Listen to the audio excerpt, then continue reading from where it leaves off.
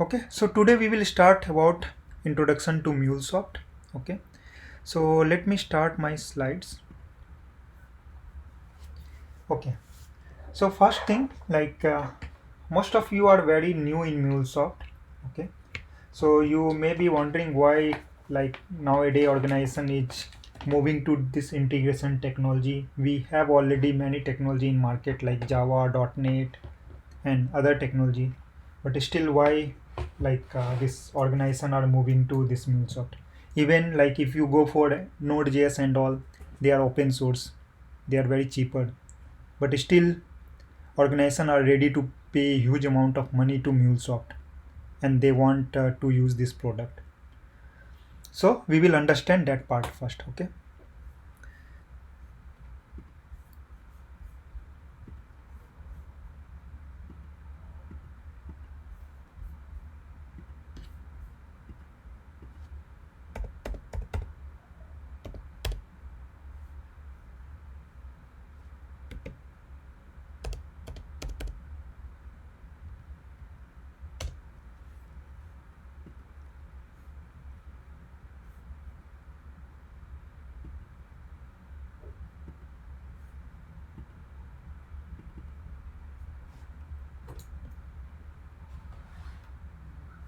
So first let's understand when we don't have MuleSoft.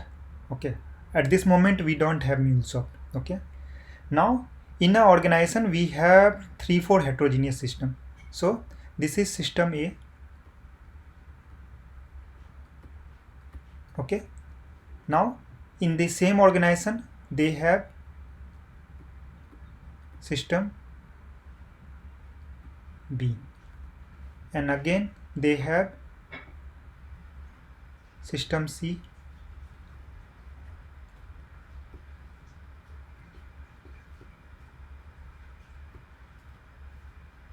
and fourth system is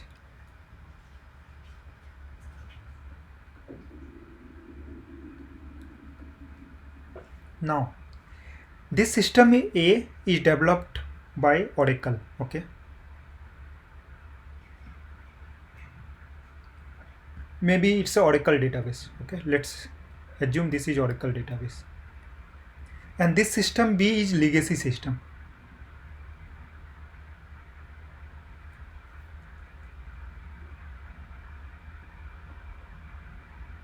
Okay, and this particular legacy system is developed in .NET. Okay, this system C is Salesforce CRM system.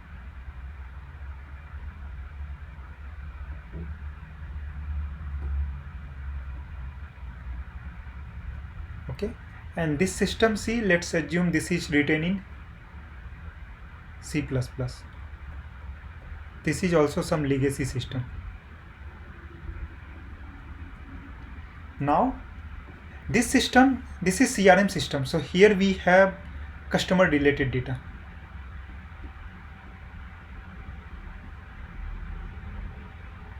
Okay, this system C contains customer related data, and now this legacy system want that customer data to do some manipulation. They have some internal business. For that internal business they want data from this CRM system. At this place we don't have MuleSoft in market, so what they will do, so to connect these two systems they will develop one connector, or you can say adapter.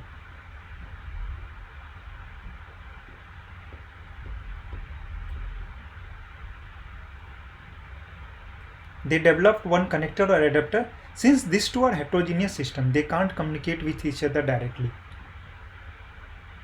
Okay, so we have one connector here which will help these two systems to communicate with each other. Okay, so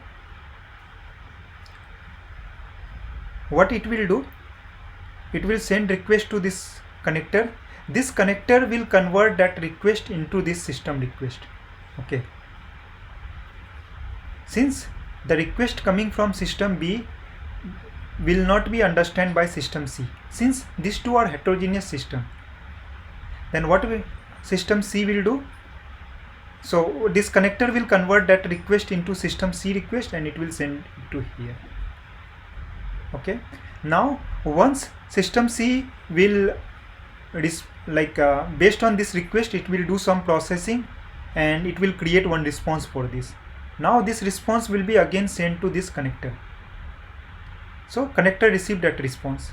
Now connector know this response should be go to system B. So what it will do, it will convert that response into connector B response format and it will send back to here. So now with the help of this connector or adapter, this system A and system B are able to communicate with each other. Okay. Same way, if system A and system C want to communicate, then we need one more connector in between these two systems.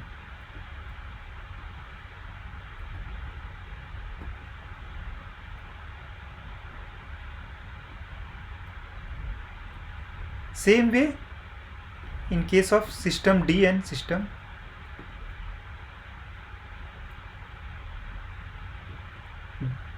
A. Same thing will happen for this case also.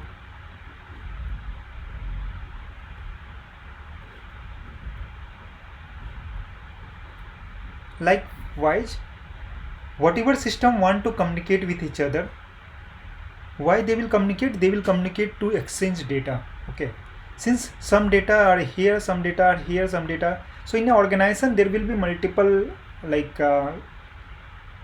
multiple kind of data. Okay, and that will be stored in different system. Okay, so but for multiple for different business uses, they want to exchange data from one system to another system. So in that case they need one connector or adapter to communicate with each other. So this particular way of communication is known as point-to-point communication.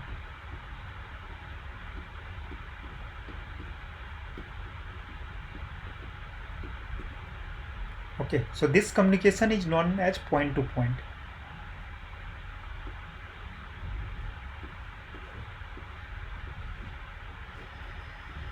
Now we will see why companies start looking for, they don't want this point-to-point communication and they want some ESB technology, that is MuleSoft or other integration technology.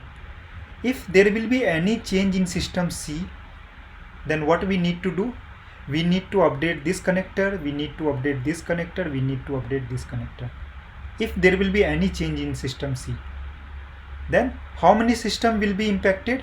This connector will be impacted, this connector will be impacted, this connector will be impacted. And if that organization is using 10 more system, then all those connector will be impacted. Okay, so point-to-point connection, if this system will stop working and this is connected to some more system, some other system. Okay, actually we have another system here. This system and this system communicate via this system. If there will be any failure in this system, entire functionality, like too many systems, will be impacted. To avoid this kind of problem, market came with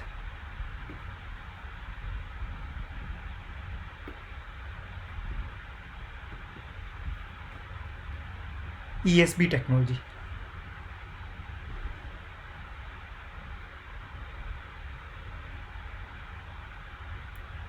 So what happened in ESB technology? ESB technology like MuleSoft.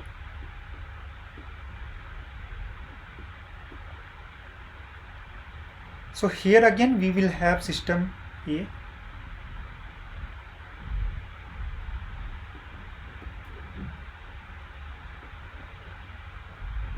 system B,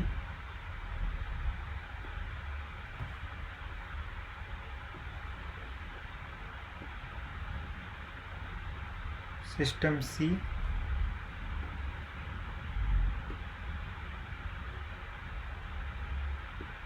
system D. So to connect with each system, MuleSoft has their inbuilt connector. So it has their inbuilt connector to connect with each system. You don't need to in previous use case. If new system will come, for example, let's say new system will come. So this organization, like whoever having this many of system, they need to think about new connector. How many connector now this particular organization need to develop? He need to develop one connector for this two connectivity, one connector for this two connectivity, one connector for this two connectivity, and one connector for this two system connectivity. So if new system will come, then this organization need to develop 4 new connectors. If one more new system will come in future, they want to use one more new system, then again he need to develop 5 new connector. So there will be lots of development effort and many things. But in this approach,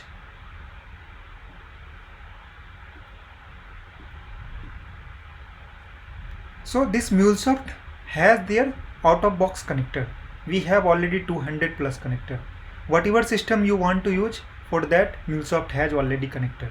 Now this organization want to use this 4 system.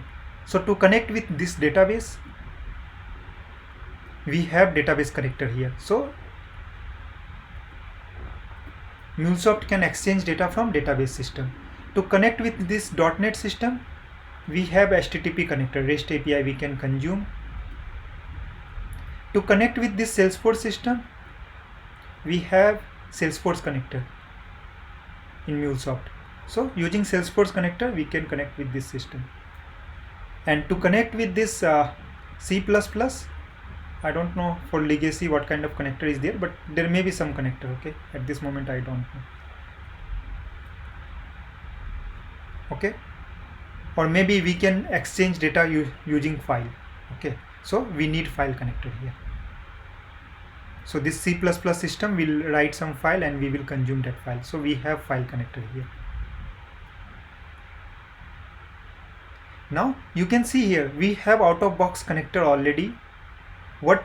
Whatever system will come, you just need to use that out-of-box connector, and again you don't need to write coding. You just need to drag and that component connector and you need to do required configuration. That's it. Now in future, if there will be any change in this particular system, you just need to update one place here. You don't need to update all the system. Only this point will be updated. If you see in our previous diagram, if there will be any change in this particular system, then this will be impacted, this will be impacted, this will be impacted, this will be impacted. Everywhere you need to do required modification and required change. But in this particular system, only this part will be updated. So that is the advantage of this integration technology. Okay, here we don't have any point-to-point connection. So one connector will be here for one system, but it will like we can say it's a mesh connection. Okay, everyone is connected with everything, and if there will be any change in future, only small part of your system will be impacted. Okay, so here like we understand this thing technically. Now let's one real-time example. Okay, then you will be more clear about this integration technology. Okay, so here you can see like we have 4 person. One person is speaking Hindi, another one is English, then next one is speaking French, and another one is speaking Spanish. Now they want to communicate with each other. Due to their language barrier, they can't communicate with each other. Since this person only know Hindi, and if he or she want to speak with this English person, then whatever message she will send, she will not able to understand. So to avoid this kind of problem, we have few devices which can understand and which can speak multiple language. So if she want to speak with this Spanish person, then what she will do, she will send her message in Hindi. This device is capable to capture that Hindi language and whenever she will send request, then she want to communicate with which person. So she will mention what is your name and I want to communicate with Spanish person. So what this device will do, it will capture that Hindi message and it will convert in Spanish language. So it will convert that what is your name in Spanish and will send that request to this Spanish person. Now this Spanish person will able to understand their own language. So what it will do, so what this person will do, it will reply their response in Spanish, my name is XYZ. Again this device know Spanish language also, it will capture that response and it will convert that particular message into Hindi format, and this device know where this message should be routed. Okay, so what it will do, it will convert that response in particular format, that is in Hindi format, and it will send to this lady. So how this integration device, how this device will work, same way our integration technology works, what we understood just now.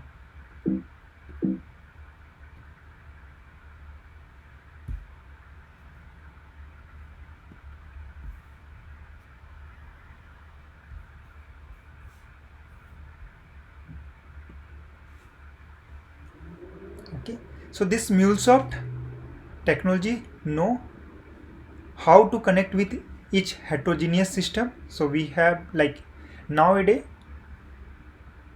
everyone have heard about this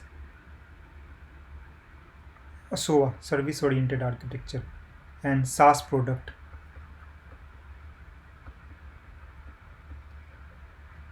So nowadays, like, company don't create their legacy system or don't create their own system for everything. What they do, they create, there are multiple company like Salesforce, Oracle, then there are Amazon. What they do, based on company's requirement, they create some software, okay, and they sell that software for certain period of time. Like you want to use particular software for 5 years, so they will give you, you can buy that particular software or system for 5 years. If you will go for development of that system, it will cost you 5 billion. Since you want to use this system for 5 years only, instead of 5 billion, you can spend 1 billion or maybe 0.5 billion, and you can take that particular application for 5 years. So in both way, in case of money, in case of development cost, you will get very faster everything. Like your money will also be spent only 0.5 billion, and whatever system you want to develop this system, you will take 1 year. And here this system is ready made, you just need to buy it and you need to configure it as per your industry standard. So this will take 1 month. So nowadays this concept is moving very fastly, like every organization working on this. So instead of developing their own system, what they do, whatever system is required, they purchase from market. So there are multiple product based company, they used to develop this kind of system, and they sell on and based on annual charge. Okay, that's why nowadays it's very common in a single organization we will have multiple heterogeneous system, and they want to exchange data from each other. So in that case, this MuleSoft comes in picture. So till this point, if anyone has any doubt, let me know. Why we use MuleSoft and what is the importance of MuleSoft. So one more thing I will cover before that. If anyone has any doubt till this point, let me know.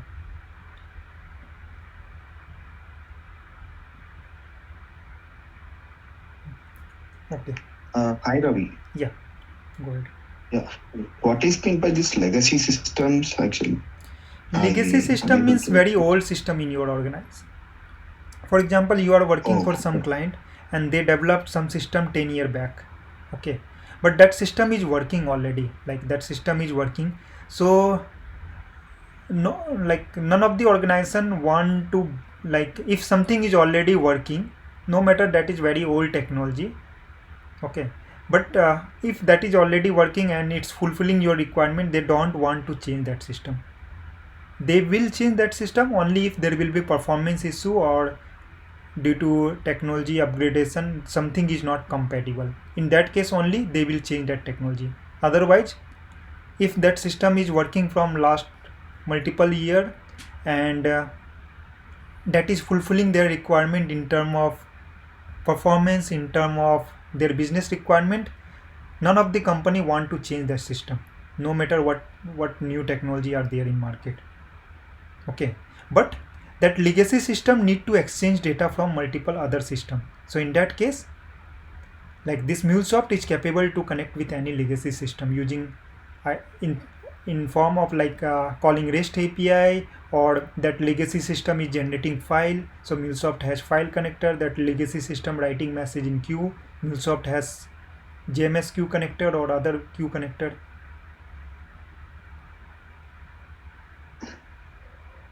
Is it clear? Okay, I got it. Yeah. Okay, fine. Now second thing. Ravi, I have a question here. Yeah, your voice is very low. Can you speak a bit louder? Since we have the system C here, that is a Salesforce system. Yes. Just because of that, we are going for MuleSoft here, or No. even if they don't have the Salesforce, also the people will go with the MuleSoft. Many organizations are there. They don't use Salesforce system, but still they are using MuleSoft as an integration technology. Okay, fine. Thank you. Okay. Now, so you will say like whatever task we are doing, if you are Java developer, you will say I can do whatever you are doing using MuleSoft, I can also do. Okay. Or if someone is .NET developer or someone is Node.js developer. So whatever communication we are seeing, okay, we have 4 systems that are in different heterogeneous. They are having heterogeneous technology. Someone is writing data in file, someone is writing data in database, someone is writing data in means exposing their data as a REST API, someone exposing their API from Salesforce system. So they will say I am also capable to connect with each system. I can also do same task. And I am very cheaper compared to this MuleSoft. Why you want to go with MuleSoft? Adopt me. So if you go for Node.js, let's take, we are going for Node.js. This one is free of cost. Okay. Now for this particular software, let's say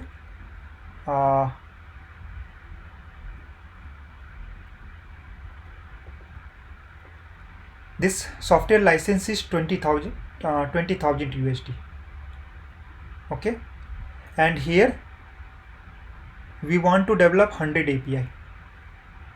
To develop one API, our cost is let's say 500 USD. Okay, to develop one API, our cost is 500 USD. So to develop 100 API, our cost will be this much. Now let's move to Node.js. So here, let's say our cost is only 1000 USD for managing server and all. Okay, here we have 20,000, here we have 1000. So they are saying I am very cheaper, why you are not going with me? But to develop this 100 API, development cost for each REST API will be 1000 USD.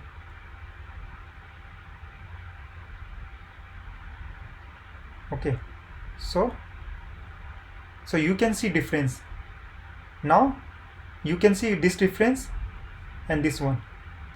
I took very small example. 100 API is not very big quantity. Okay, when your organization will keep growing, it will go for 200, 300 API. So slowly this gap will start increasing. Now this is only in costing. Second thing, go for this development effort. So whatever API you can develop here in, so let's say here to develop one API you need 5 days. So 100 API you will take 500 days. So whatever development effort you are taking here 5 days, here it will take 1 day only. since for everything you need to write code, whatever new system will come, you need to do lots of work there. But in MuleSoft, everything is ready-made package. You just need to drag and drop and configure. Okay, so here let's assume we have two developers. One is MuleSoft developer, and here we have one Node.js developer. If I will say here to this MuleSoft guy, okay, if let's say someone will come to me and he will ask me, we need to develop one system where I want to read file from one system and write to another system. How much time you will take to demo me, to demo this particular thing? I will say 30 minutes will be enough for me. In 30 minutes I can develop one API, which like I can develop one demo API. Okay, I'm not saying actual will be like 1 day, 2 day, fine. So 30 minutes I will take. If you will say same thing to this Node.js developer, I will take 1 day.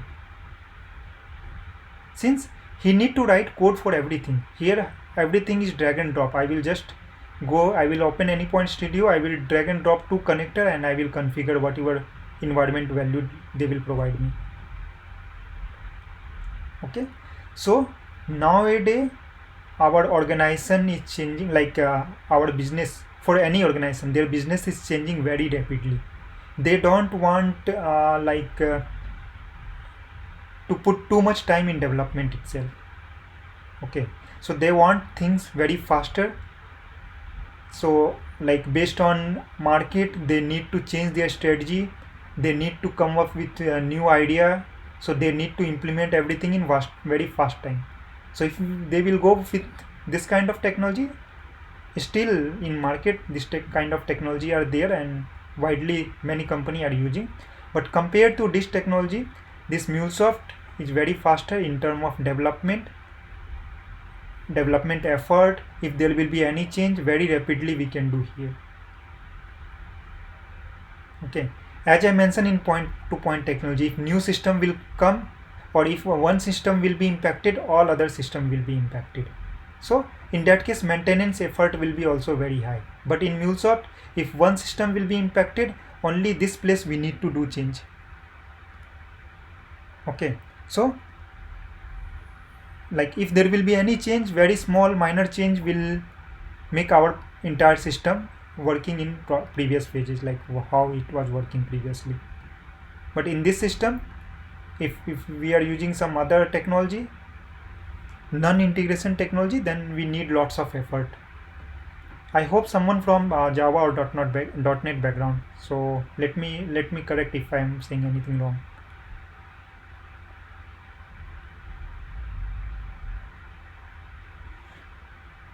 Okay, fine then. So I hope everyone clear why MuleSoft is very demanding in market nowadays.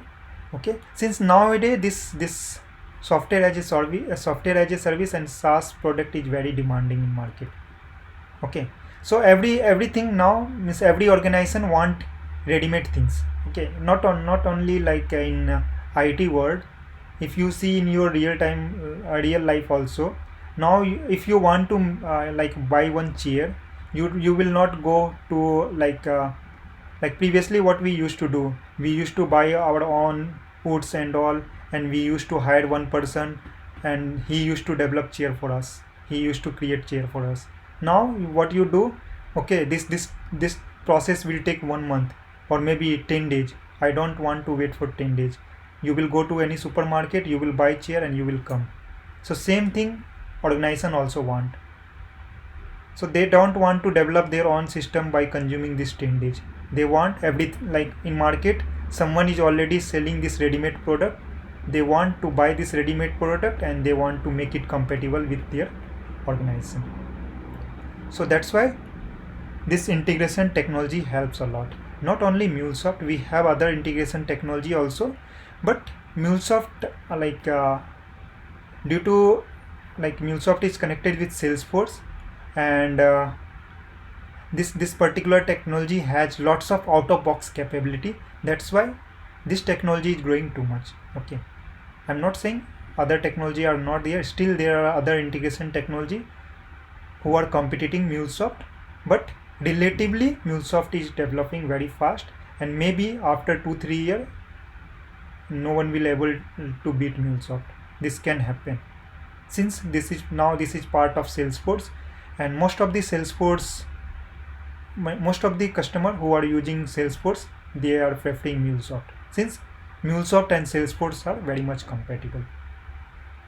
Okay, so let me give you idea what all other integration technology we have, which is who all are competing this MuleSoft. So one is Oracle integration, so that is SOA and OSB, SOA, OSB and OIC.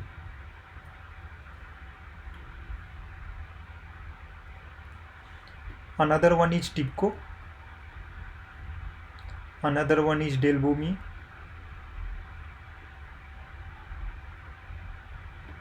okay, and what other we have, Web Methods,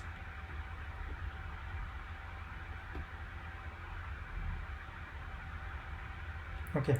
So these all are also integration technology only. There are many clients, they are also using this technology.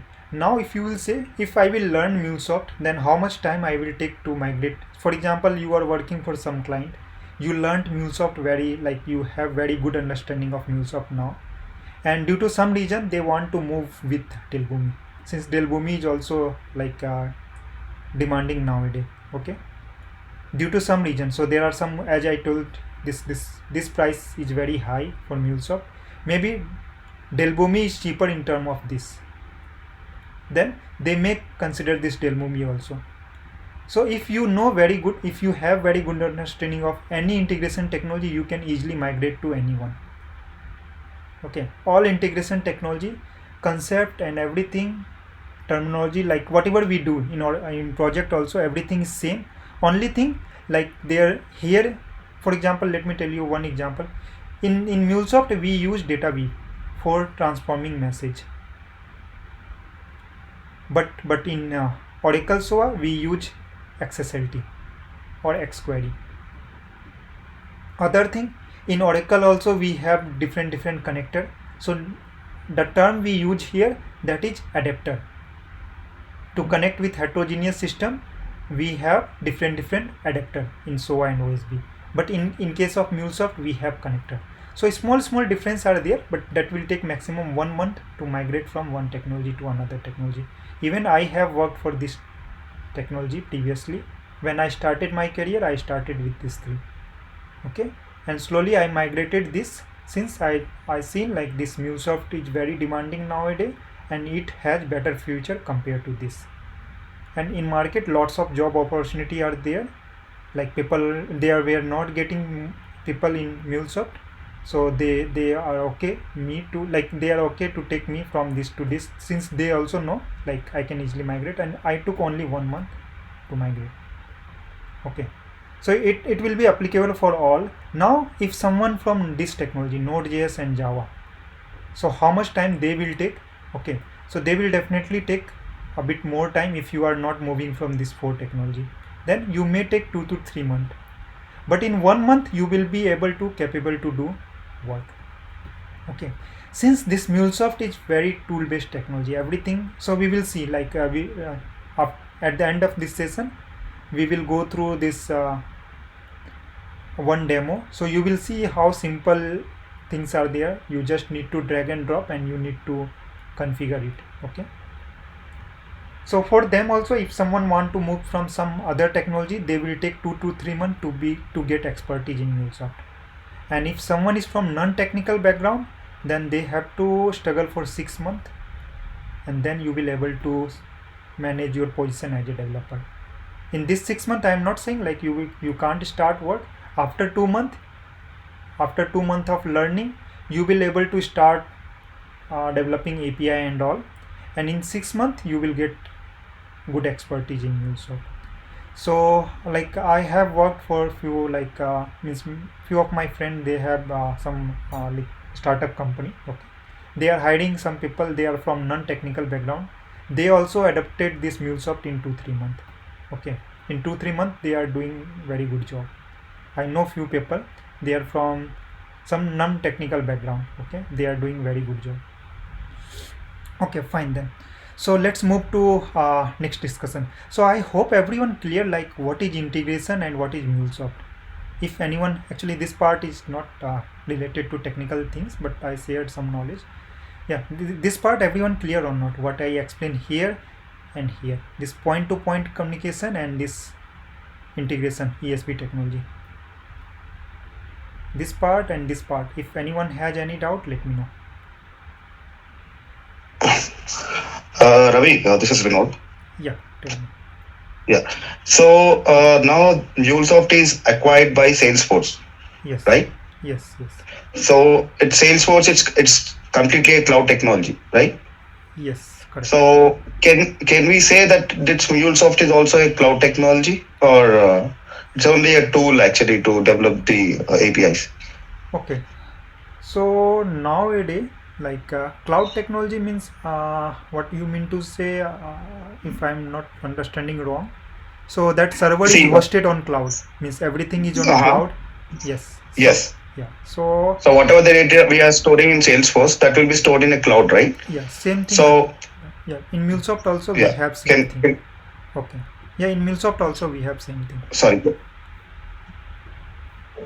Okay. Let me give you one. Let me tell you that part. What happened? Why I lost this diagram?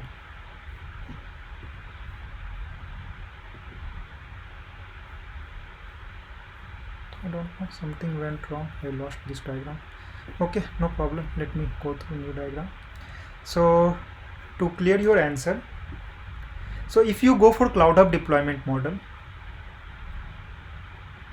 okay, so as I mentioned at the starting, whenever we develop our code, then we can deploy our code on multiple places.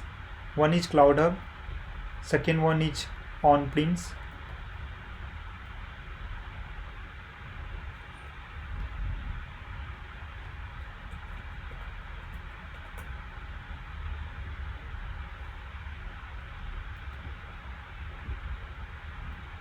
third is RTF, fourth is hybrid. Okay, in MuleSoft we have this 4 kind of deployment model. What is this deployment model? How you will deploy your Mule application? Where is your server? So in case of Cloud Hub deployment model, MuleSoft will provide you server. When you will take license of this, MuleSoft will provide you server where you can run your Mule application, and this is already deployed on AWS. So MuleSoft has purchased space on AWS cloud, and there they have created their Cloud Hub server. Okay, if you take license, then they will give you some, like if you take, we generally take license on code. Okay, if you take 4 vCode, then on AWS cloud they have their server. In that server they will give you 4 vCode, so they will give you this area on AWS cloud, and you can use this area for deployment.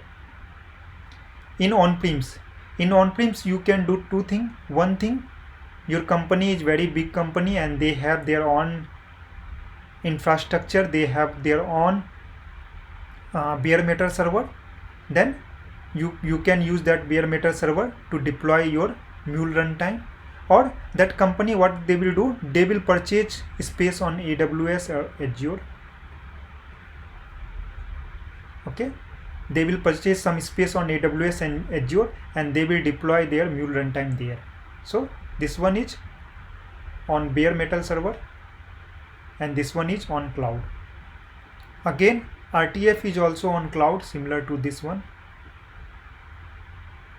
And hybrid, this is combination of this and other, some part on cloud and some part cloud or on bare metal. Okay, so in each deployment model you can, like here definitely you have cloud, in these two you can, your company can take decision, they want on cloud or they want on bare metal server. Any difference in the development? No, development will be same for all this.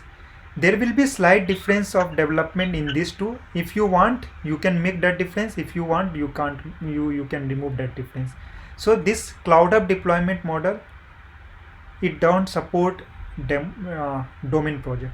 Only difference is there. In all deployment model, these two deployment model don't support domain project. So what is domain project actually? This is common project. For example, in Mule application, you are developing 10 project. Okay.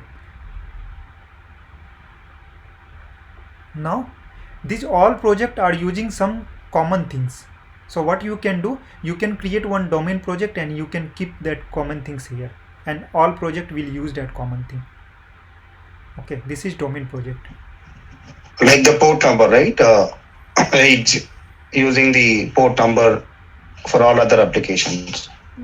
Whatever common thing you want, that is not only port number. Oh, So whatever common thing you want to keep in all the project, if you want, you can remove that common thing from each project and you can keep in domain project. Okay, and then you can use that domain project to reuse those component. Okay, so okay. that domain project will not be supported by Cloud Hub and RTF. On-premise can support, hybrid can support. Okay, so only this thing will be difference. So nowadays no one using this domain project. No matter, we are using on-premise, but we are not using domain project. So whatever application we are developing, we can deploy same thing on Cloud Hub. There is no barrier. Okay, this domain project very rarely I have seen. Like I have seen till this point, I worked for 3-4 project and I have seen more than 10 project, but I haven't seen anywhere they are using domain project, since they don't know in future if something will come and they need to migrate from on-premise to Cloud Hub, then they will not change all this their application. They have to do lots of work. So this common thing, maintaining this common thing in each project is not very difficult. So everyone makes this independent project only. Okay, hope everyone clear with this. Yes. And just small question. So we will get any kind of information about the domain project we have to create. For Yes, example, in the real time yes, scenarios. definitely. Like there will be some architecture in your team. Okay, Okay. there will be Okay. some architect in your team, so they will take decision, do we really need or not. Okay, Okay. if they Okay. will not Okay. mention anything, just ignore domain project and do in other, like Oh, independent project. oh, Okay, fine. okay. Got it. Yeah.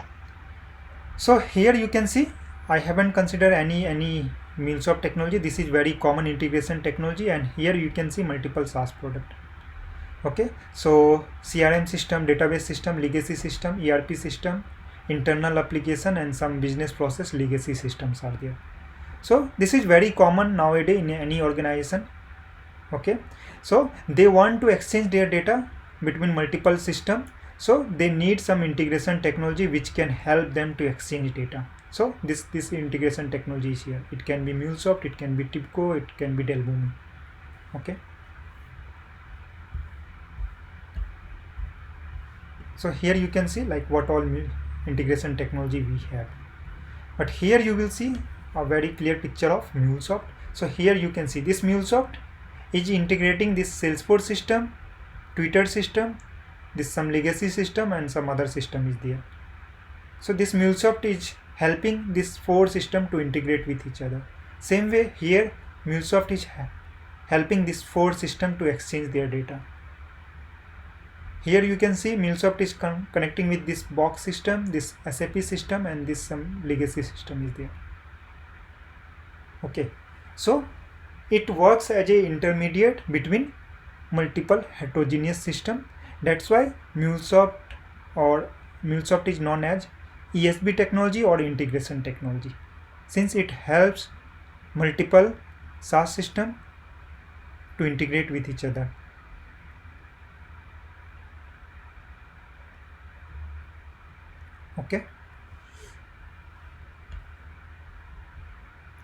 Okay, so till this point I hope everyone clear. Now we will go in detail of this integration technology and MuleSoft. Okay,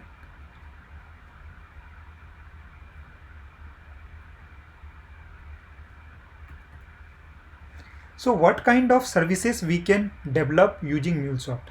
Okay. So first we can develop API. So using MuleSoft we can develop API. So what is API and all we will discuss in detail. Before that, what all kind of system we can develop using MuleSoft? So first one we can develop API, and second one we can develop non-API, or you can say event-based system.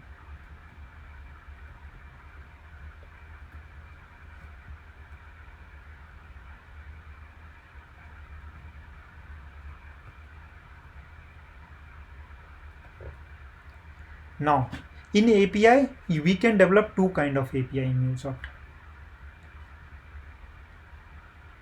One is REST API, another one is SOAP API.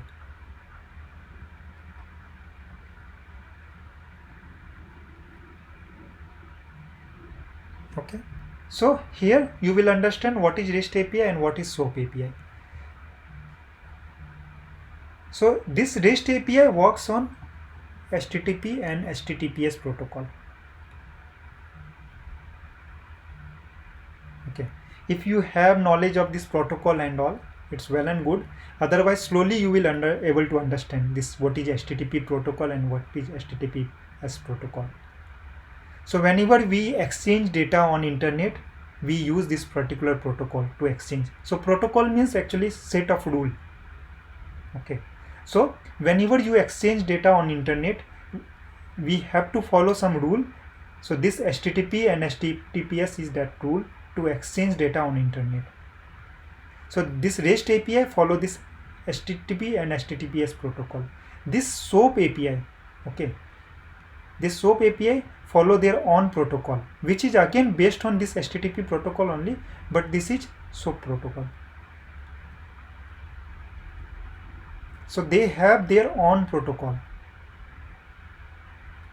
okay, which is again based on this HTTP and HTTPS only.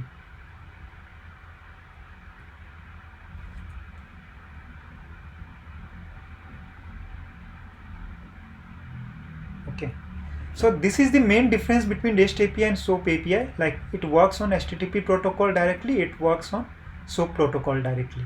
But under this there are many differences are there, by which means due to which this REST API is very famous nowadays. It's getting very much popularity.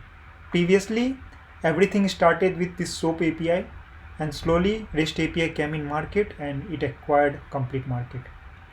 Still there are many clients are there, they have their system already developed using this SOAP API, so they are not changing to REST API. But if something is coming new, most of them following this REST API. Okay, so we will understand detail about this REST API and SOAP API and why this REST API is getting too much popularity compared to this SOAP API, that we will discuss now. Okay, so let's discuss about this API first, and then we will go for event based system, that is non-API system. Okay,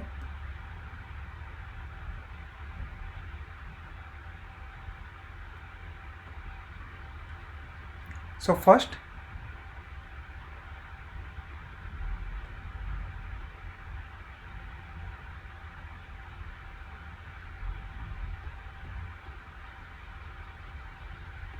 before going to difference of REST and SOAP API, first let's understand API. Okay, so now here we have two systems, system A and system B. Again, every time, like whenever I am saying system A and system B, means these are heterogeneous system. They don't know how to communicate with each other. They don't know each like technology of each other. So if they want to communicate with each other, they want one interface which help them to communicate with each other. So in that place API come in picture. So this API is application programming interface which allow two system to communicate with each other. So what this API will do, it will take request from here, it will transform that request into this particular system request. Now this system will receive that request, it will do required processing, it will generate response data, and it will send that response data to this API. And now this API will again convert this response data into this source system format, and it will send response to source system. So this API is application programming interface which allow two or more, not only two or more heterogeneous system to communicate with each other. Everyone clear with this API? Okay. Now as I mentioned, we have two API. One is REST API, another one is SOAP API.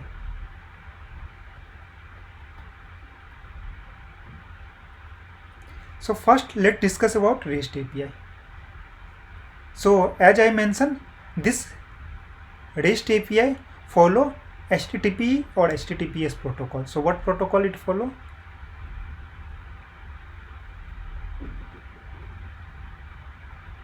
HTTP or HTTPS. And this SOAP API follow this SOAP protocol,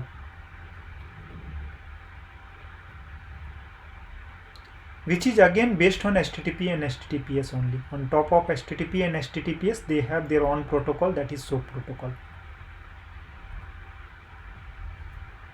Okay, this is first difference.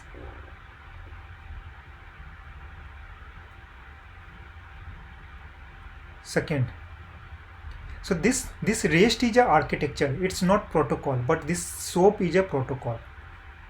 Okay, so if any API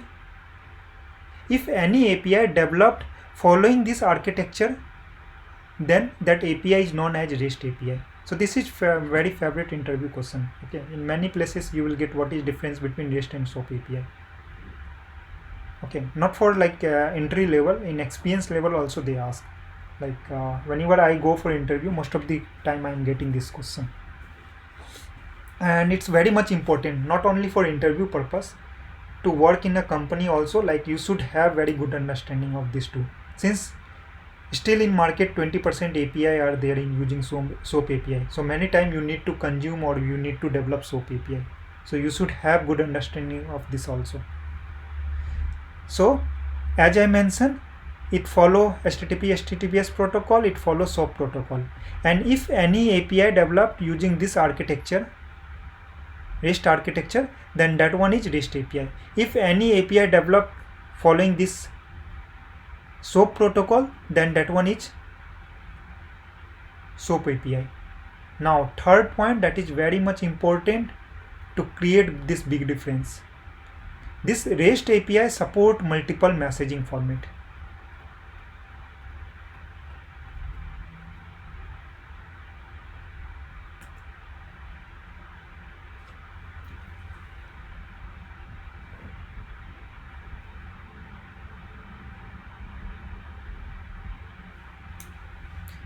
So it support multiple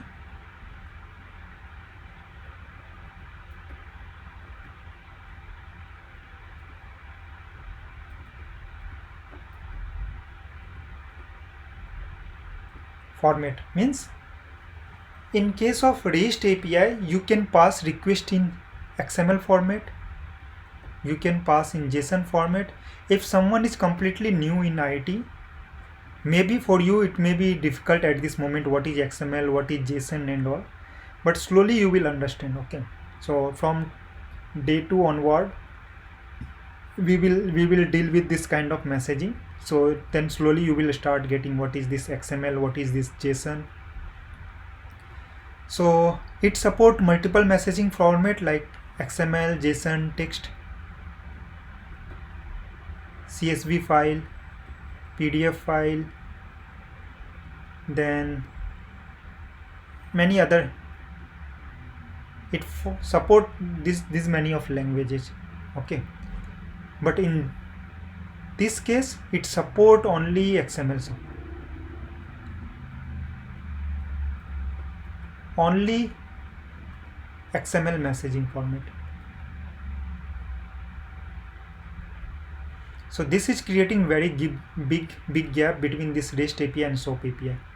Now in case of REST API, if you are getting XML, JSON, text, CSV, simply you will get request. So your API will get that request.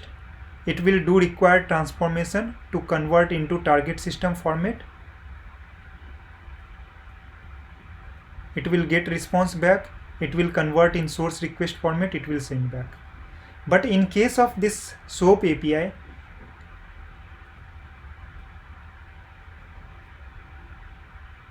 whenever request will come, for example, request is coming in XML, it will take that request, it will convert in target format, it will send here, it will get response back, it will convert again in source format, it will send back. In case of XML, it will work smoothly. But nowadays, most of the time, you will get JSON payload, you will get CSV file, you will get a text file. In every case, before doing this processing, at the very beginning, you have to convert this JSON, CSV, text, everything into XML. Otherwise, you will not able to do processing here. Since this particular SOAP API only understand XML payload.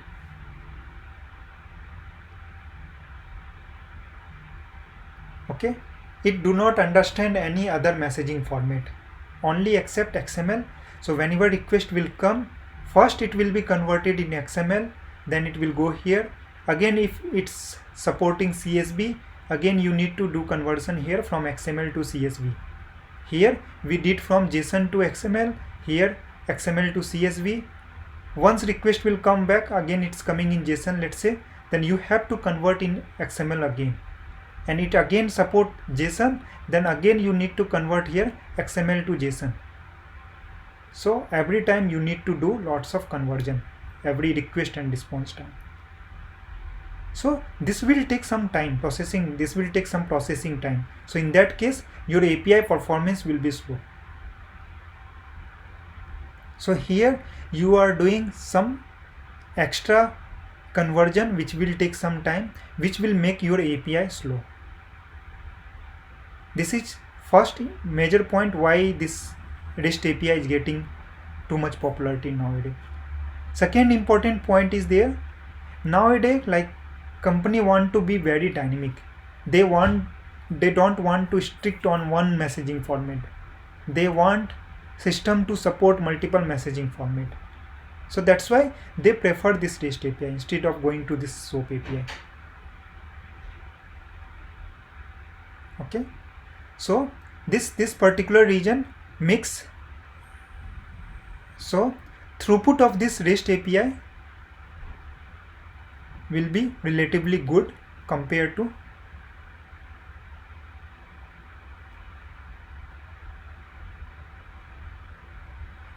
this SOAP API.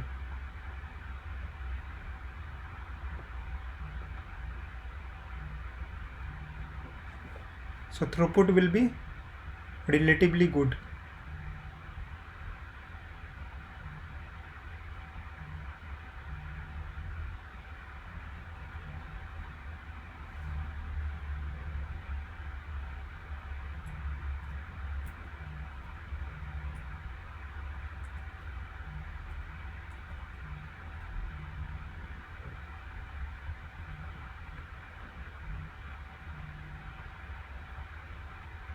Relatively poor. So obviously nowadays performance is like whenever you go for any development, performance should be your primary consideration. So obviously if REST API will give you better throughput, so definitely you like organization will go for REST API instead of this SOAP API. Another major difference is there, whenever you develop any REST API, there is no hard and fast rule. Okay, you are very dynamic. Like if you want, you can use RAML. So before developing this REST API, you can use RAML file. If you don't want, you can skip RAML. You can simply go for development and you can develop your API. RAML is not mandatory things here. In the same way, there are multiple things which is not mandatory. We should follow that, but that is not mandatory. But in case of this SOAP API, you must need to follow this SOAP protocol. If you will not follow this SOAP protocol, you will not able to develop your API. For example, in SOAP protocol, WSDL file is mandatory. Okay, so this WSDL file and this RAML file is a kind of documentation. Whenever you develop any API, at the starting you need to create a kind of documentation for this SOAP API and REST API. So that is RAML file and WSDL file. In case of REST API, we develop RAML file. In case of SOAP API, we develop WSDL file. So whenever you develop any SOAP API, WSDL file is mandatory, and other protocols are there that you must need to follow when you are developing this SOAP API. But in case of REST API, those are best practice. You should follow. If you will not follow, that doesn't mean technically it will not work. After that also technically it will work. As I mentioned, RAML. You can develop your REST API without RAML file also. Technically it will work, everything. You can deploy in server, you will get response, everything will work. But if you will create RAML file and all, it will be like kind of best practice. Means it will be easy for everyone. Then for method also, like in REST API, we have get method, post method like this. If you want, instead of post method, you can, like instead of get method, you can use post method. Technically it will not fail. You will your API will work. But here, if you will not follow whatever protocols are there, if you will not follow any protocol, your API will not work. So this one is very strict. This one is very strict, and you must need to follow their protocol. So that's why this is also another point where REST API is getting more popularity. Okay, till this point, whatever things we mentioned, everywhere we seen REST API has advantage compared to the SOAP API. But there is one place where SOAP API has one advantage. Okay, so that is SOAP API has their own security framework.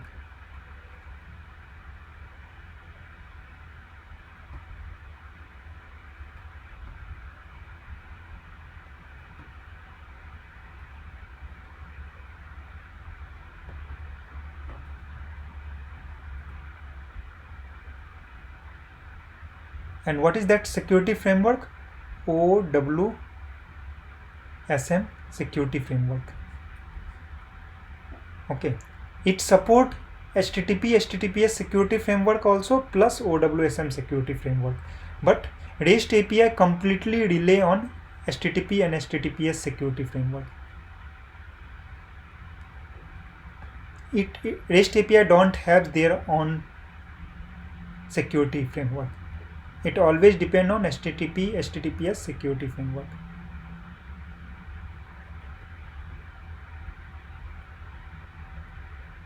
Okay, so these are important difference, like why REST API is getting more popularity. So you have seen everywhere it has some advantage in term of if we are using REST API. Only security part is there, but HTTP and HTTPS has enough security to secure your API. So we don't need this OWSM. So this HTTP and HTTPS provide us enough security framework by which we can secure our API. So this is not creating any kind of barrier to use this SOAP API. We can go with this REST API. That's why this is getting more popularity. I hope everyone clear with this API, what is REST API, what is SOAP API. Any doubt you can ask. Yes, Ravi, I had a few doubts. Yeah. Once if we create API, after that, how we'll know that it's a REST API or SOAP API? So once you will start, at that time you need to decide you are going to develop REST API or SOAP API. Okay. And you told WSDL and RAML. We are creating the API in RAML means it's related to REST API only, right? So as I mentioned, again I'm saying, like whenever you go for development, at that time you need to decide first you want to develop REST API or you want to develop SOAP API. If you want to develop REST API, then you need to go follow the pattern of REST API, like you need to create RAML file of, or you, if you don't want, you don't create RAML file, then use HTTP listener to expose your API as a REST API. And if you want to create SOAP API, you will use HTTP listener, but you need to use this WSDL file. You must need to use WSDL file. Okay. If you will not use that WSDL file, then your API will not be, it will not be created as a SOAP API. Hi Ravi. Yes. Yeah. If you're in an interview, if the interviewer asks, so identify whether it is a SOAP API or REST API. So how can we do that? By differentiating all these 6 differences, right? Yes. Correct. Okay. That the major difference will be on this point. You need to check, are they using WSDL file, then your API is SOAP API. Okay. If it is using RAML file, then your API is REST API. And in this API kit router also, for REST API we have REST API kit router. For SOAP API you will get SOAP API kit router. Okay. Okay. Thank you. Okay. And one more thing, like this training is not based on interview on starting point, so we focus on concept, don't focus on interview.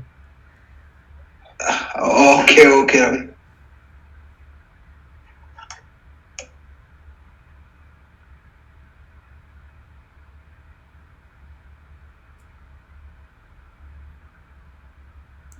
Okay, I can see few query. Let me take.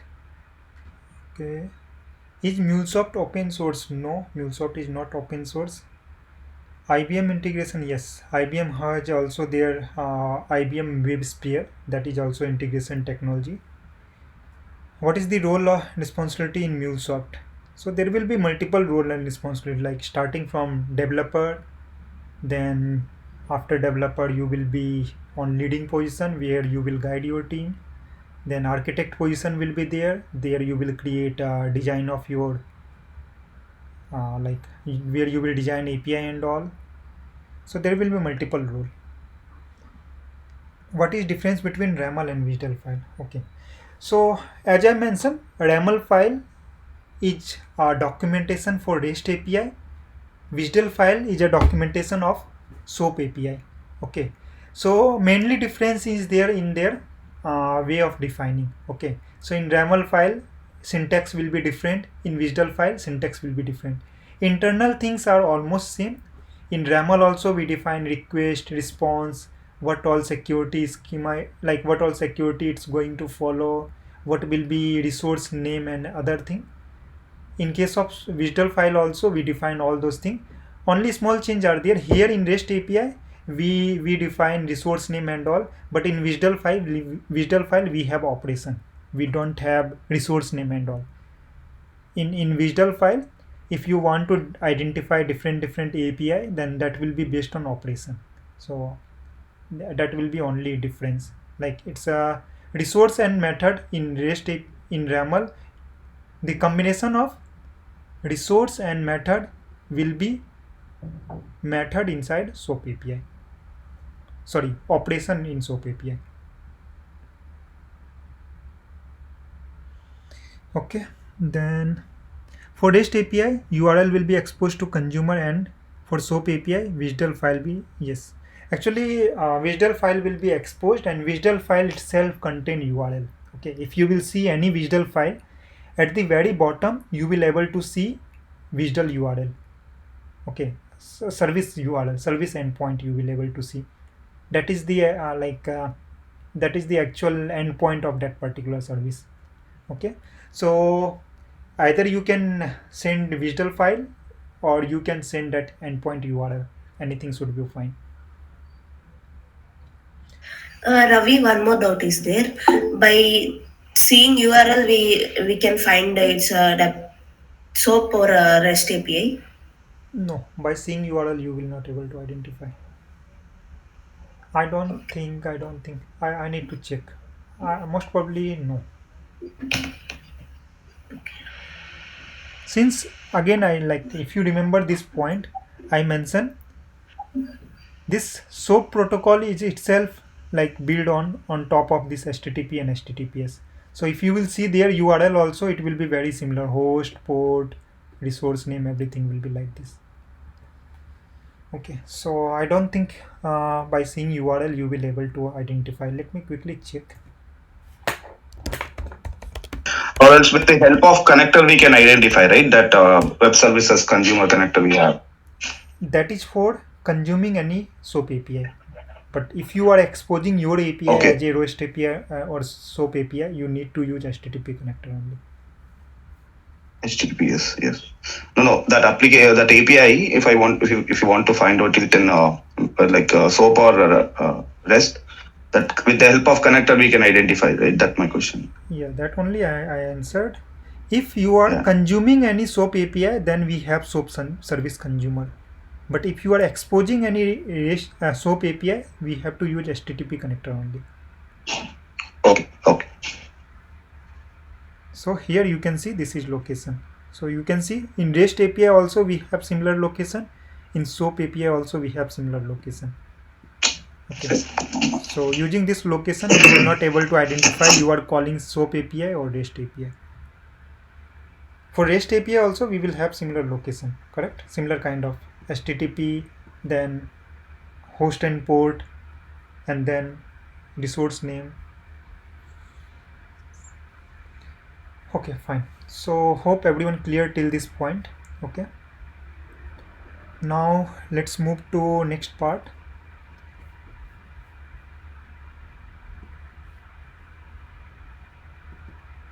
So we will discuss about non-API. Okay, this we covered.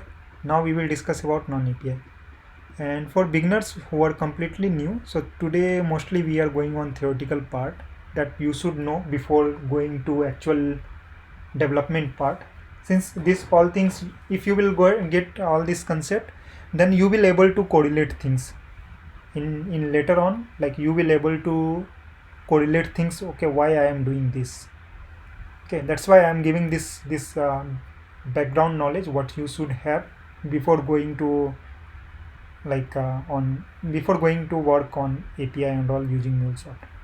Okay, now non-API.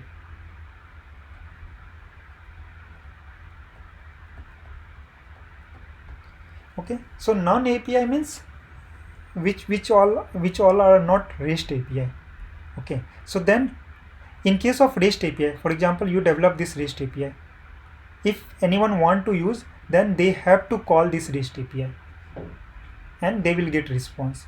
But in case of non-API, how request will come and how response will go. Okay, so in this case, request our source system can be database.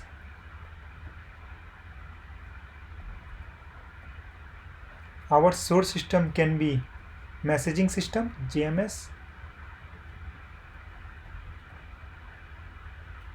Our source system can be file system.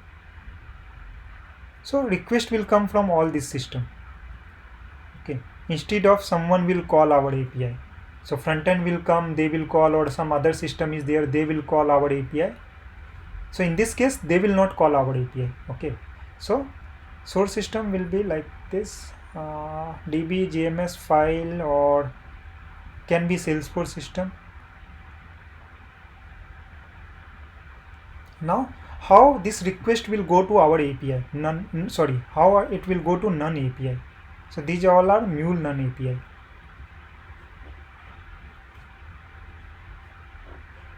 Okay, so in this case, in case of database, we have one operation in database connector, on, new, or change, on, new, or update.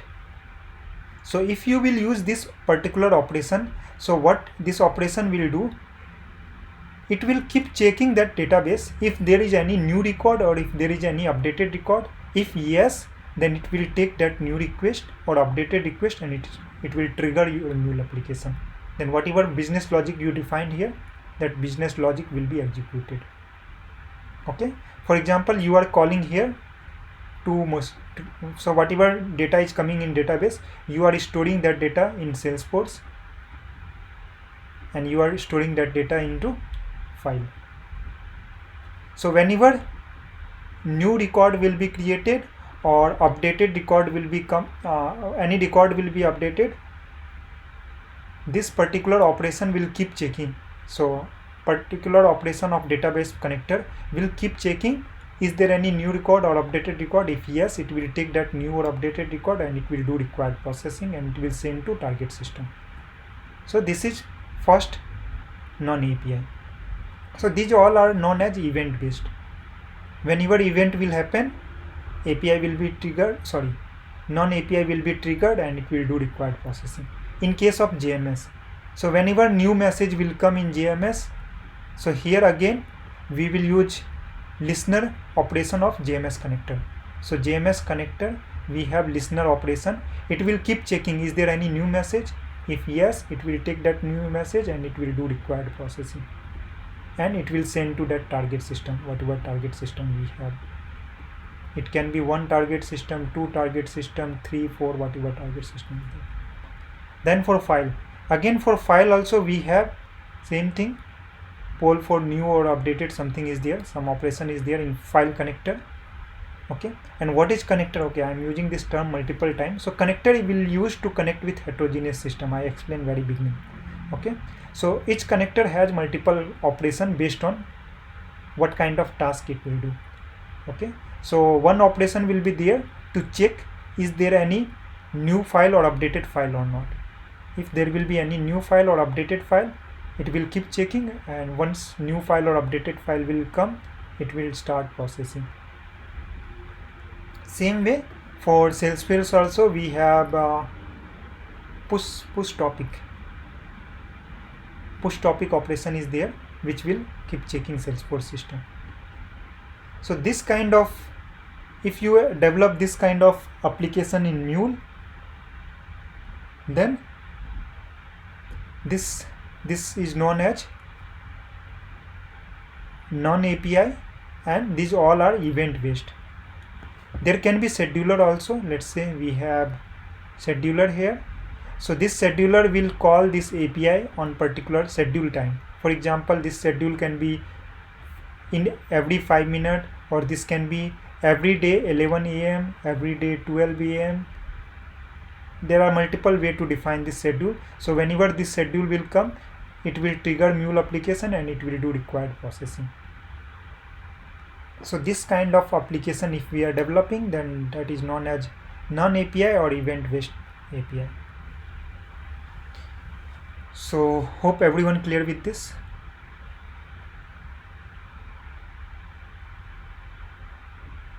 If you have any doubt, you can ask. I have a question here. Yeah. So we don't need API on this scenario, or there is API but we call it non-API? We don't need any API. Okay, no, actually this what we develop, what Mule application we develop, this one is non-API Mule application. API can be either REST API or SOAP API. If anything a part of REST API and SOAP API, then this is non-API. Okay, here means while processing you can call REST API, that is fine. You can call any third-party REST API, that is fine. But processing will start from some event-based system, database, JMS, file, Salesforce, scheduler. And for this, all this kind of application, you don't need RAML file. RAML file is required only for REST API. So you mean we don't need the RAML for this connector? I mean, for this integration, we don't need the RAML, but yes. There is. Yes, correct. There is the API. There is the API, some kind of API there. API? No, this is not API. No, this is non-API. API can be only REST API and SOAP API, but this is not a REST API, not a SOAP API. This is event-based application. So how they integrate each other without API here? The database and the mule, how they integrate each other though without API? Okay, so as I mentioned, this mule application has this connector at the very beginning. Okay, at the very beginning it has one connector, that is database connector, and we are using on new or update operation. So this, what this operation will do whenever we will deploy on server, it will keep checking this particular database. Okay, no one will call this particular application, it will keep checking this particular database. Whenever there will be new file or updated, whenever there will be new record or updated record, it will be triggered automatically. Is it clear? I got that. Thank you. I got it now. Yeah.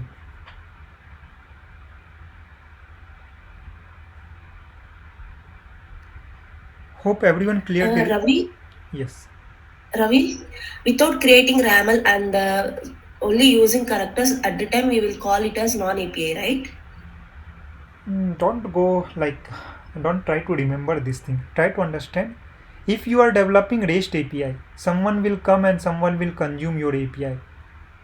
If you are using HTTP listener connector to listen your API, then that is REST API. Here you are not using HTTP listener connector to expose your API as a REST API. If you want to expose your API as a REST API, you must need to use HTTP connector. But here we have database system at the starting. They can't call REST API. So that's why we will use their operation. DB connector has one operation. Okay. For now, I will say if you are facing some difficulty to understand, let it be. We are going through very high level. Okay. Once we will start implementation, you will come to know.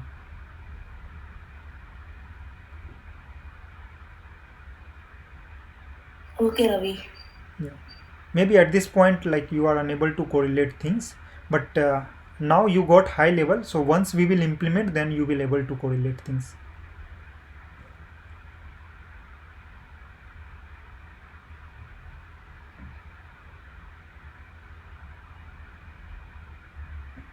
Okay, so what is difference between JSON and XML?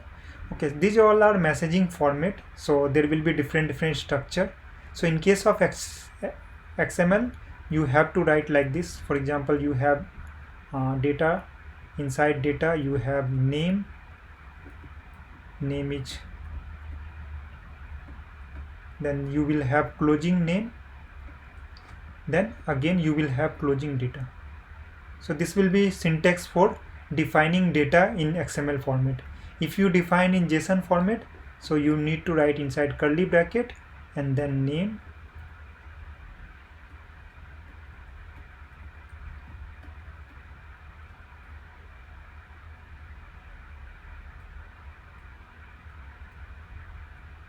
so this is structure of defining XML payload.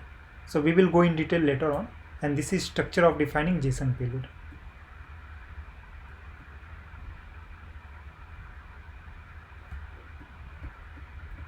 Okay, so I will give more detail about XML and JSON payload later on. So KK, I think you are clear with this. So these two are like messaging format, how you will pass your message. So these are multiple formats. So this one is XML format. Syntax will be, there will be start and end tag for each things, and you need to define your data inside that. Here syntax will be key value pair. So this will be key and this will be value. Next is, I guess, non-API can be called as integration application in, integration application. And many time you have seen like what all integration are pattern MuleSoft support.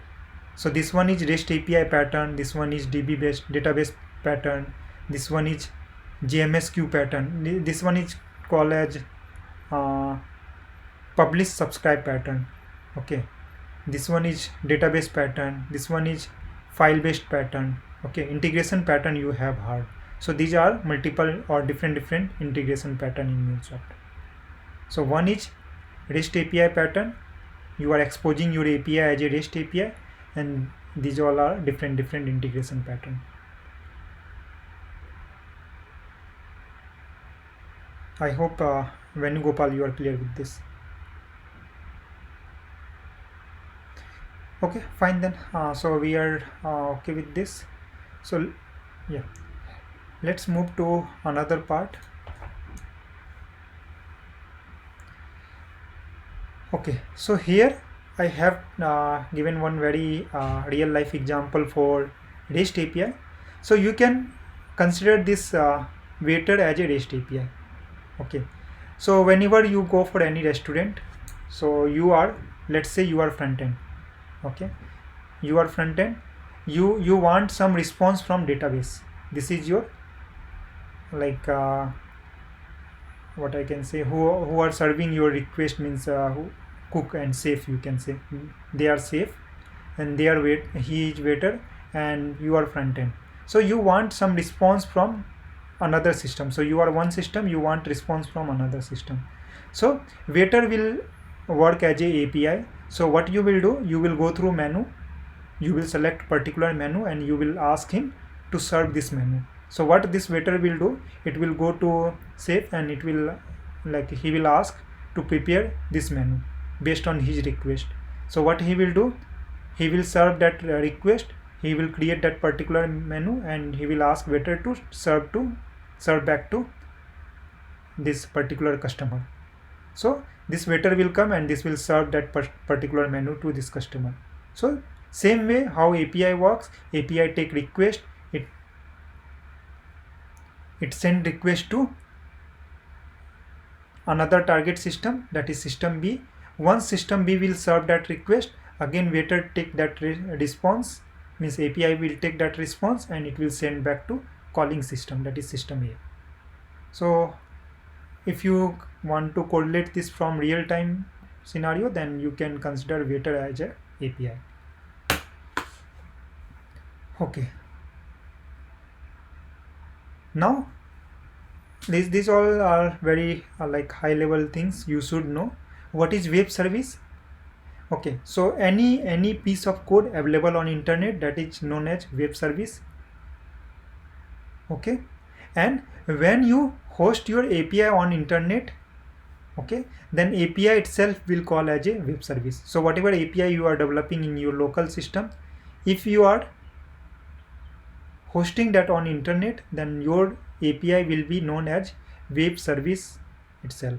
Okay, so as we discussed, like we have SOAP API or REST API. So when we will host that SOAP API on internet, then it will be SOAP web service.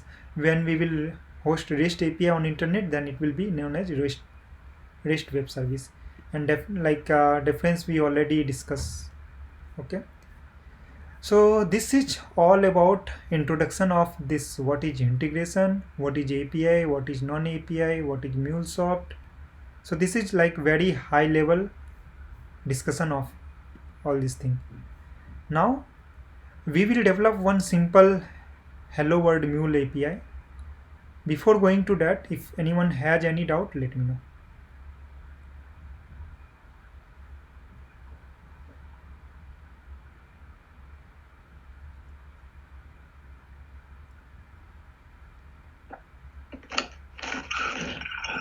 Hi Ravi, can we have this PPT, beautiful PPT? Yeah, I will share. Okay, thank you.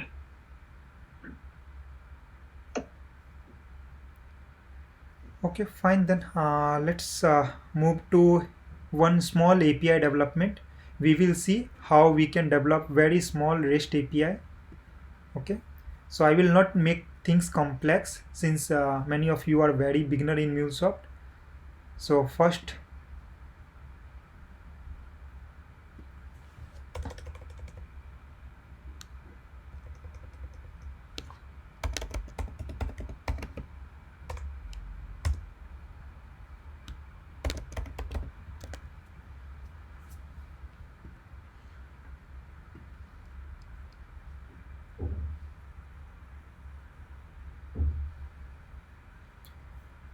So for development purpose, actually we use this software. So how to install and how to download this software and how to install this software, that we will cover in next day. Okay, for today, as I mentioned, I'm just taking you everything on high level. For everything whatever we discussed today, we will go through in detail by day, like we have divided everything in multiple modules, like 16 modules are there. So everything is splitted in 16 modules. So slowly, like each module will be covered in 1 day or 2 day, or maybe some module will take 3 days also. So first, like this is our Anypoint Studio software. As I mentioned, how to install and how to download I will explain later on. Once you will open this software, then here you will get one option, create a mule project. Either you can select this option, or you can go to file and new and mule project. Select this option and give any name here. Let's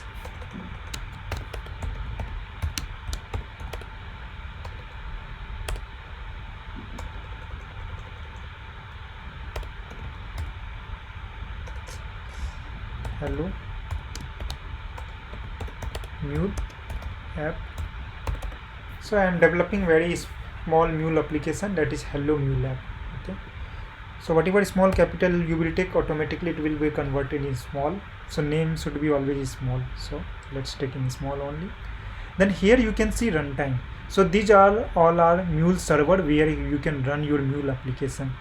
So there are, I think, 10 to 15 mule servers are there available. So 4.4.0 is latest one, so let's take latest one. Okay, then here you can see, if you are using RAML file, if you want to develop your REST API using RAML file, then you need to select RAML file in 3 ways. Okay, so there are 3 ways to take your RAML file. Here I am not going to create this API using RAML file. If you remember, I explained we can develop REST API without using RAML file also. Okay, at this moment, like if we want to develop API using RAML file, then we need to understand RAML file, but we haven't gone through RAML file. That's why I will not take RAML file. So we can develop API without using RAML file also. So I am going to develop without using RAML file. Okay, and if you want to develop SOAP API also, so same way, here you need to take SOAP WSDL file. Okay, automatically this API will be developed as a SOAP API. So if you will create your WSDL file and you will take WSDL file here, then your API will be developed, exposed as a SOAP API. And if you want to expose your API as a REST API, you need to select RAML file. But at this moment, just ignore this part. We will take this on later on. Now, where you want to, in which workspace you want to develop your mule application. So let it be default one. I created one training batch 1 workspace, and inside this mule project will be created. Click on finish.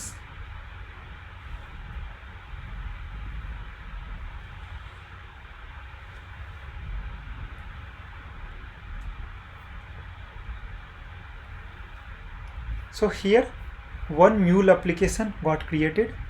Okay, so first what I will do, I want to expose my API as a REST API. So if you want to expose your API as a REST API, so what you need to do,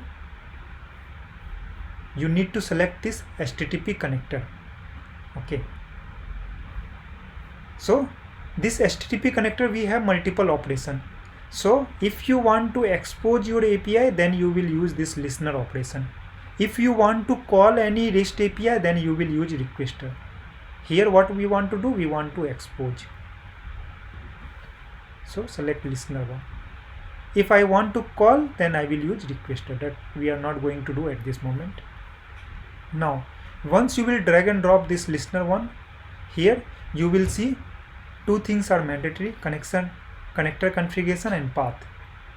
Okay, so inside connector configuration, we define host and port. If someone want to call our API, so they need to pass some host and port, otherwise they will not able to consume our API. Okay, so if someone want to call our API, so what host and port they will give, what URL they will give, that we will define here. So click on this plus symbol, and here you need to define host and port. Since I am going to deploy this in my local system for now, so I can use localhost or 0.0.0.0. Port, you can use any port that is available on your system. So I know my 808 port is available at this moment, so that's why I will use 8081. So but when you are deploying your application on Cloud Hub or any on-prem, means any server, actual server where your code will run for different kind of testing, then you must need to select these two things carefully. Okay, that we will discuss later on. But for now we are deploying on local, means after development I will deploy this application in my local. So to deploy in local, localhost in host and port 8081 is fine. If you want to validate this host and port is available or not, click on this test connection.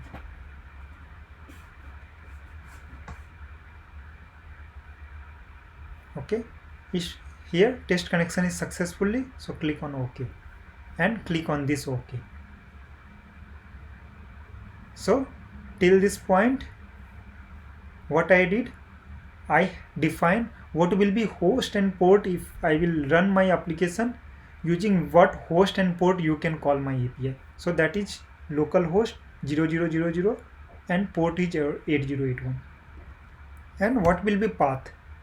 Okay, so within this Mule application you will develop many APIs, so each API will have their own path. Okay, so for this API, for this REST API, I want to give path as a only hello or hello Mule.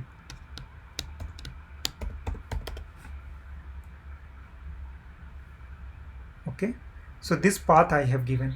Now if you click here, then you will see this error is no longer. There was one red symbol that is not here.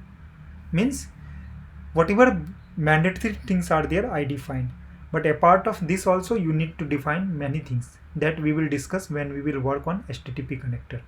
So there will be like 1 day full session on this particular connector, on HTTP connector. Okay, so that time we will discuss about each property, what all properties are here. We will discuss, we will get in detail knowledge of each property. So at this moment whatever mandatory things are there we define, that is host, port and URI. Okay, we defined. Now what I want to do is, someone will call our API, I will pass response as a welcome to Mule application or hello world. Okay, so what next we need to do? If you want to do any kind of transformation, then we will use this transform message component. Go to code and select this transform message. So whatever processing you want to do on data, that you need to do here in transform message.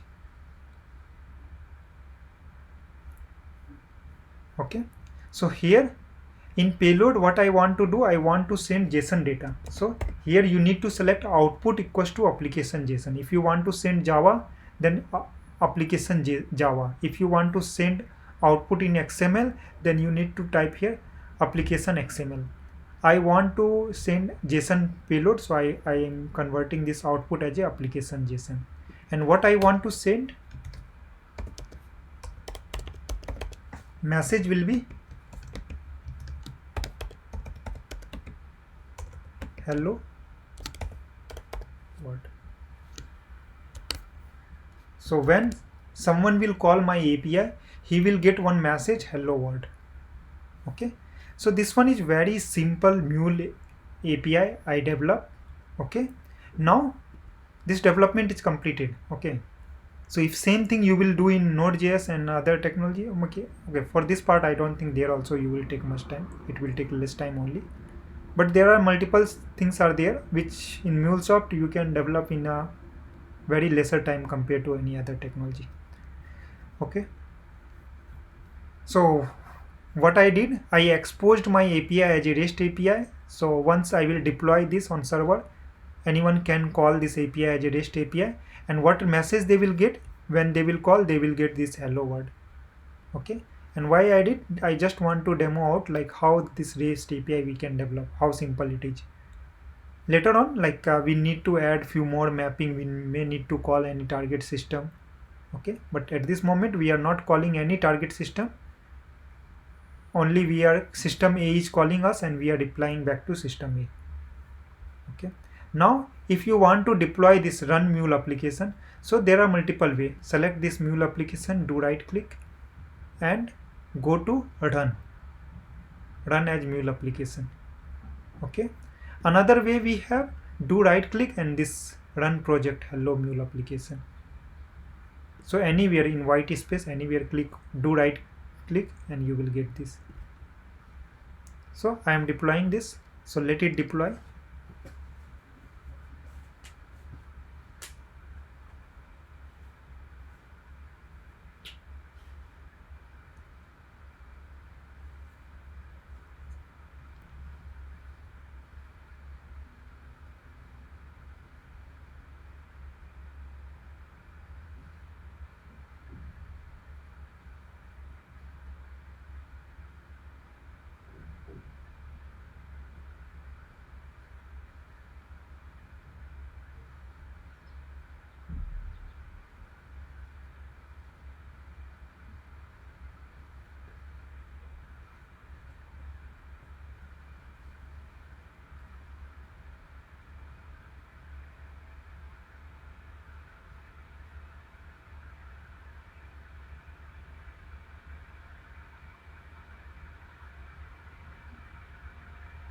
Okay, so here you can see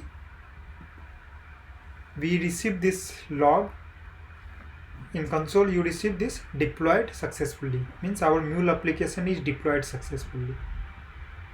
Okay, so whatever mule application we develop, it's successfully deployed. So I want to call this mule application. So how we can call this mule application? So for that, go to any REST API testing tool. So Postman is one of the famous REST API testing tool. So let's move to this Postman tool.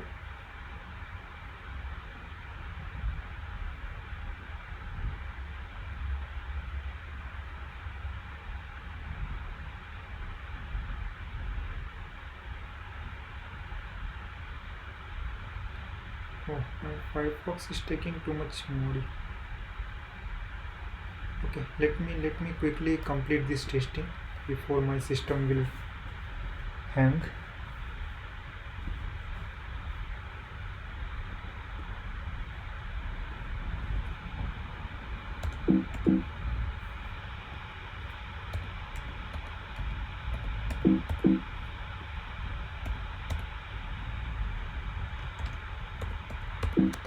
So this is syntax to define host and port.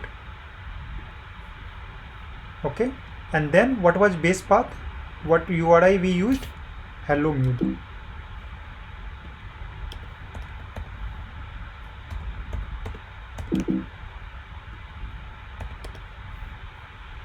Okay, and then I will call this. So see what we defined there, we are getting in response.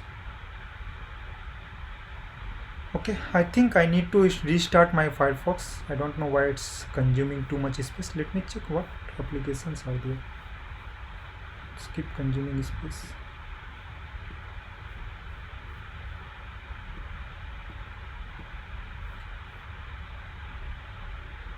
Okay, I need to reconnect here, so it's okay. So if you see here, I call that API, what I developed. Host was 0000, port was 8081, and then application name is hello mule. What URI, not application name, URI is hello mule. So when I am calling that API, I am getting hello world. If I will change response,